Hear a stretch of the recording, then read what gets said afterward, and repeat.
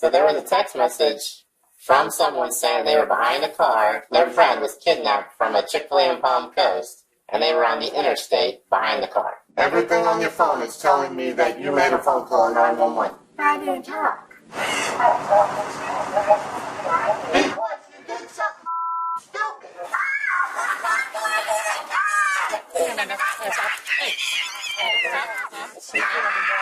On July 26, 2023, dispatchers in Volusia County receive urgent 911 text from a driver who claims to be following an armed kidnapper's van on the interstate. When they trace the phone, however, they learn the messages are coming from a residence in Port Orange, turning a plea for help into an unexpected lesson in consequences. I'm telling you this right now, you're going to take this as a lesson at 11 years old that if you do something stupid in the future, you're going to enjoy those cuffs. The following report is based on official police records, and the footage has mostly never been seen before until now. It's just after 9:45 a.m. when 911 begins receiving texts from someone named Lily Lee Combs. She claims to be following a kidnapper's van on the interstate, and updates are still pouring in. Volusia County deputies, multiple area police departments, and a helicopter join the urgent search. When they fail to locate the van, a deputy tries calling the phone number that's been sending the text messages. Hello? Hello? Hi. Is this the... What's your name? Can you hear me? Hello? I'm trying to reach the person that called 911. Yeah, can you hear me? Please leave your message for 3. That's got a voicemail. It says, RP confirming they are in a blue Jeep. Victim is in a white van. They can see they are being restrained through the windows. At the turnaround? A new text message comes through, including a detailed description of the suspect, who's described as having brown hair and blue eyes. How is she behind you? She's seeing this happen and she knows what color eyes he has. That's weird. Brown hair and blue eyes, but she's behind him, like, maybe she was, like, saw the incident or saw or witnessed the kidnapping, or, I mean, like, how would you even be following them and know any of this? Yeah, I'd be confirming they were in a blue Jeep, victim in a white van. Of course it's a white van, like, it just, yeah. You know what I mean? I'm not saying this by any means, but it's just, yeah, I've had calls like this before. Their suspicions about the text messages are all but confirmed when a GPS trace on the phone comes back to a residence in Port Orange, indicating the texter is not traveling on the highway as they claimed. Deputies quickly head to the residence to investigate. Hey there, how you doing? Is this your residence, sir? This is. Do you have a daughter or a child named by Lily Lee? No. No? Anybody home? Yeah, my wife, my kid. We just got home from Pennsylvania. I have an Ava and a Mikey. Ava and Mikey? Yep. Wind up the final thing. Would you like to see them? The deputies follow him to his house, where he informs his wife what's going on. There was a 911 call. Yeah, so somebody called in, or, well, they texted. Sorry, I'm not talking. Yeah, that's fine. You're fine. Someone texted into 911 that someone was getting kidnapped and they were on the interstate, but then when they went and did like a location on the phone, the address was showing up here. As their daughter Ava steps into the garage, her phone rings. The deputy answers it, leading to a shocking conclusion. Hello? Hold on. Who's this? Volusia County Sheriff's Office. Alright, cool. This is Deputy Ivy of the Sheriff's Office. His daughter. Yep, alright. Okay, is your dad home? Yep, I got both her parents here. Yeah, we're going to ask the sheriff to go away in a second. Thanks. Bye-bye. What happened? I'm so Let me see this phone. Yeah, so all these other numbers, so there's a phone call out to 911. There's a phone call out to Yeah. There. What time? That's her call. That's her calling it. There's 911 again right there. This phone was called These numbers calling back in are no caller ID. You did? Well, there's 3 different times that 911 was called out from this phone. 9:30 a.m. Yep. That was the initial call. Twice. Well, I didn't mean to call that because But you did.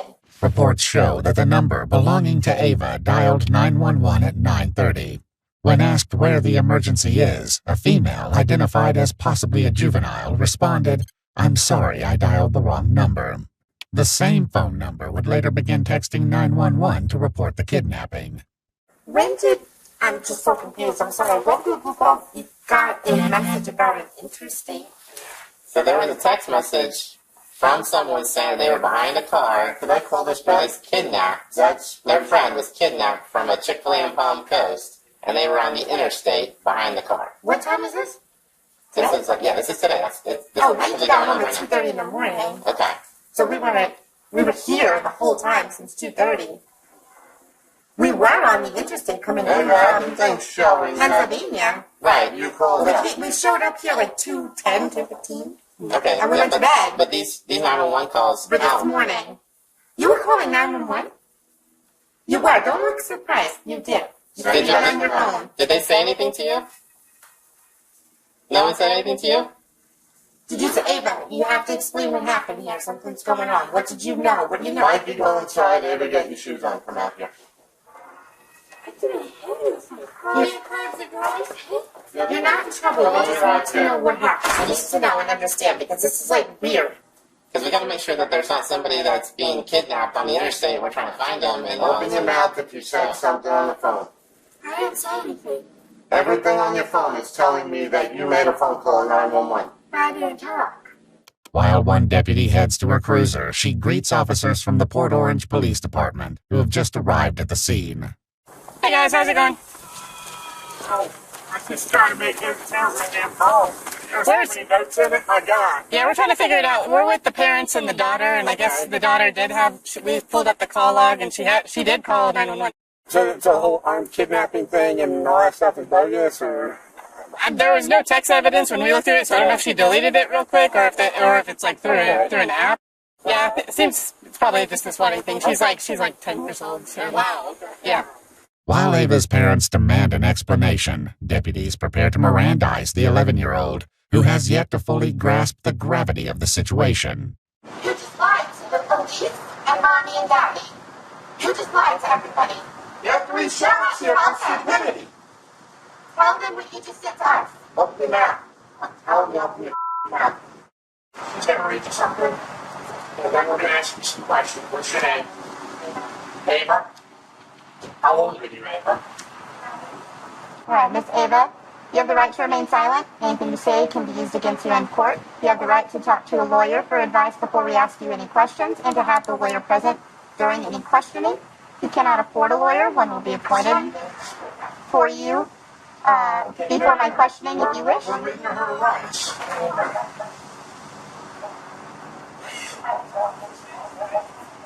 Because you did something stupid. Right. Let me explain something here, okay?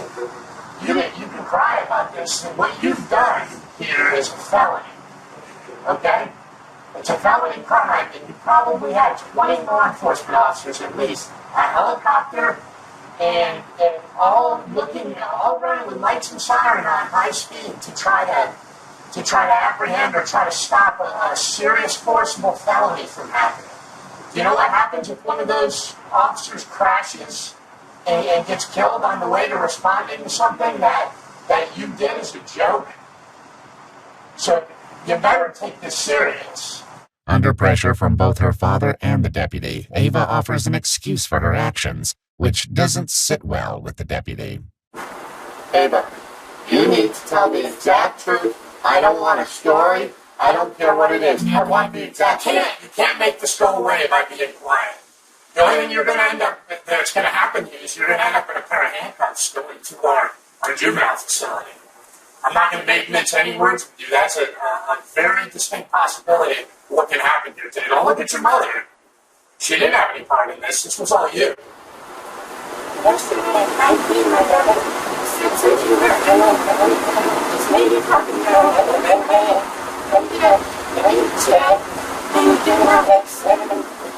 Was he part of planning this with you? No, just saying. What did he say? He said that was 911. This is your brother? Yeah, he said this was 911. Well, when we're done, will you wait a minute?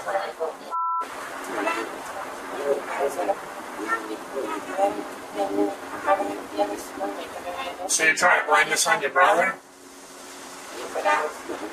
Was he with you when you made this call? Okay, was he with you when you made these texts? Okay, then you did this. You were on your own for this. And if your brother's 7 years old, you're not going to blame your 7-year-old brother for this. This was all your decision. Okay. To call 911 to say what? What did he say to call 911? So can I ask? What if he told you to go up on the roof and jump off the roof? Would you do that? So what's the difference? Deputies will soon discover the startling truth behind Ava's fabricated story. For now, Ava's mother raises concerns about recent questionable activity on Ava's phone, but it does little to impact the situation. So I have something to interfere with that phone.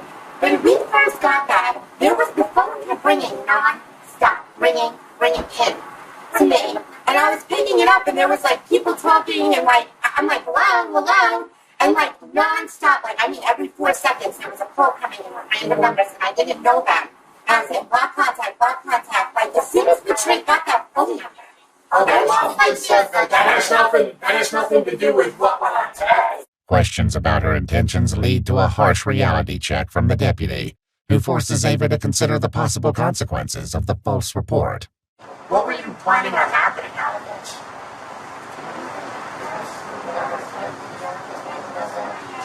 Well, what did you think was going to happen when you said somebody was kidnapped and somebody had a gun? What did you think was going to happen? Well, did you have any thoughts about how much of the law enforcement resources in this area you were going to take up by doing that? If I never thought of it, right? Is you think of the men and women that have families at home that are driving 90 or 100 miles an hour with their lights on, trying to save somebody who's a victim of an armed kidnapping, that they could be involved in a traffic crash and be seriously injured or killed because you wanted to make a joke? Does that seem funny to you? Would that be funny if that happened? Because I can tell you that would be even more serious than what you're looking at right now. You physically see your father walk up to sheriff, military, everybody, thank you for your service. And then you do like this? Though it wasn't captured on camera, reports state that Ava admitted to getting the idea to prank 911 from a YouTube challenge, and a deputy attempts to get more details. Where was this video that you saw? Where was it? On YouTube? Do you remember who the creator was or who the poster was, what it was about? What do you mean by all of this? This is in what?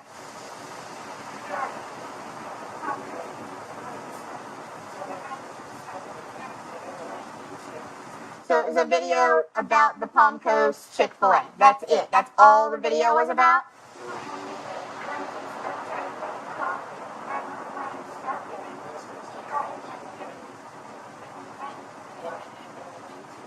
Gotcha. So, yeah. So you saw a video that somebody made about how fun it would be to call 911 or text 911 and say if somebody's got a gun, somebody's trying to get hurt.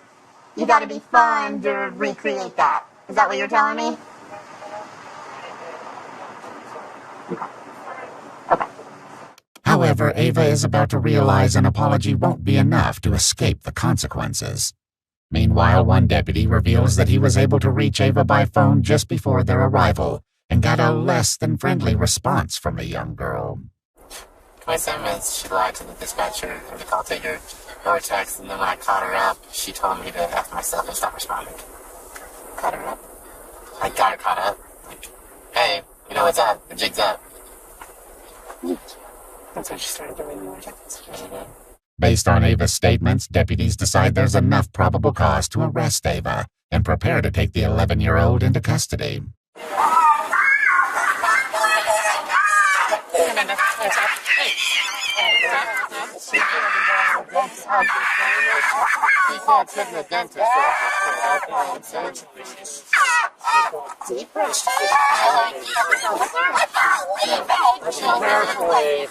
Don't make this. She'll be out there. is going to hurt herself right now. She's not going to help her violence.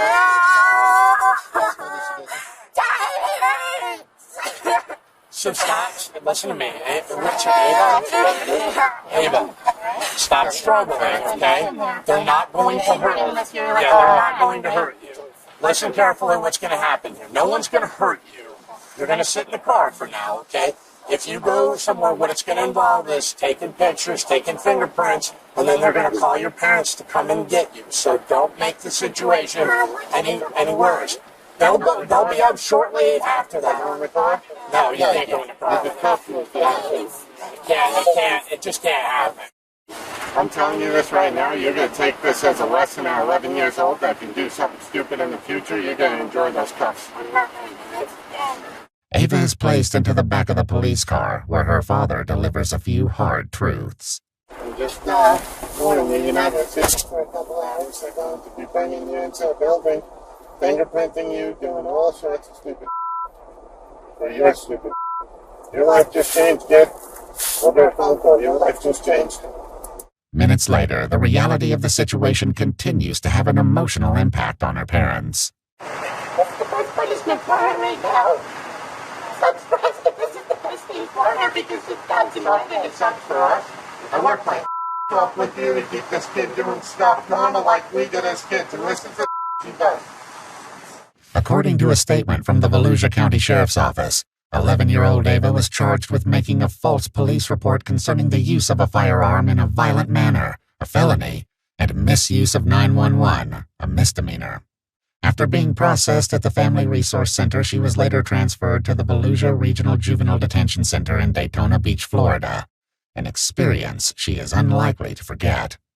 We requested more information about her case from the Volusia County Juvenile Court, and they said nothing is releasable.